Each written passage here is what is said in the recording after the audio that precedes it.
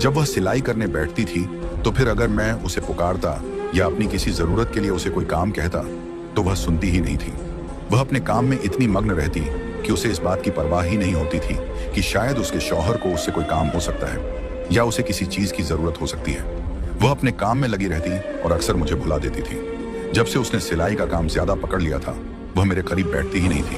वह मेरे हक अदा नहीं करती थी बल्कि अपनी सिलाई को तरजीह देती थी। हमें न जाने कितना अरसा हो गया है कि हमने एक दूसरे से हंसकर बात भी नहीं की। जब मैं घर आता था तो खुद ही अपने लिए खाना निकाल कर खा लेता था और सो जाता था। मैं उसका इंतजार करता रहता लेकिन वह मेरे पास आती ही नहीं थी। वह अपने काम में इतनी डूबी थी कि उसे यह तक याद नहीं रहता था कि उसका एक शौहर भी है।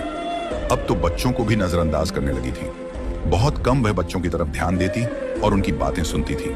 शायद इसी वजह से अल्लाह ताला ने उस पर यह अज़ाब दिया है। बेशक वह अपना काम करती रहती लेकिन उसे शौहर के हुकूक का ख्याल रखना चाहिए था।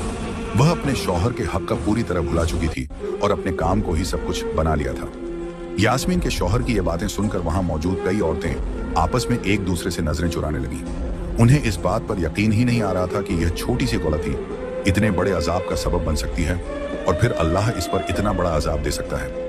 वे औरतें इस हालात पर दंग रह गईं, जबकि यास्मीन का शौहर यह सब कुछ बताकर जैसे शर्मिंदा सा महसूस कर रहा था। तभी अल्लाह वाले बुजुर्ग आगे बढ़े और यास्मीन के शौहर के कंधे पर हाथ रखकर कहने लगे, बेटा, अब वह इस दुनिया से गुजर चुकी है। उसने जो कुछ भी किया उसे उसकी सजा मिलेगी।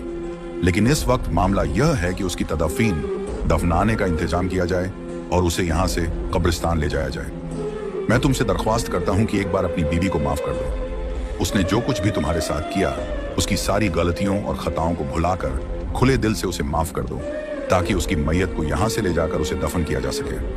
बाकी अल्लाह ताला उसे उस अमल की सजा जरूर देगा जिसकी वजह से उसने तुम्हें नजरअंदाज किया और अपने शौहर को पूरी तरह भूल गई। अल्लाह वाले बुजुर्ग की यह बात सुनकर यास्मीन के शौहर ने कहा, ए मेरे बुजुर्ग, मैं अपनी बीवी को अल्लाह की रजा के लिए माफ करता हूँ। उसने जो कुछ भी मेरे साथ किया मैंने वह सब भुला दिया। अल्लाह उसे माफ करे और उसकी अगली मंजिलें आसान करे। यह कहकर अल्लाह वाले बुजुर्ग ने मुस्कुराते हुए वहां मौजूद सब मर्दों से कहा, ठीक है, अब आप लोग मैयत को उठाए और कब्रिस्तान की तरफ रवाना हों। पहले तो सब झिझक रहे थे कि न जाने अब भी मैयत उठेगी या नहीं, लेकिन फिर सब ने आगे बढ़कर चारपाई को हाथ लगाया तो वह ऐसे उठ गई जैसे फूलों जितनी नाजुक हो। सबने कलमा ए शहादत पढ़ते हुए कब्रिस्तान की तरफ कूच किया, जबकि पीछे औरतें आपस में शर्मिंदा सी एक दूसरे से नजरें चुराती हुई अपने अपने घरों को लौट गईं। प्यारे दोस्तों, ये आज का वाकया आपके सामने वीडियो की शक्ल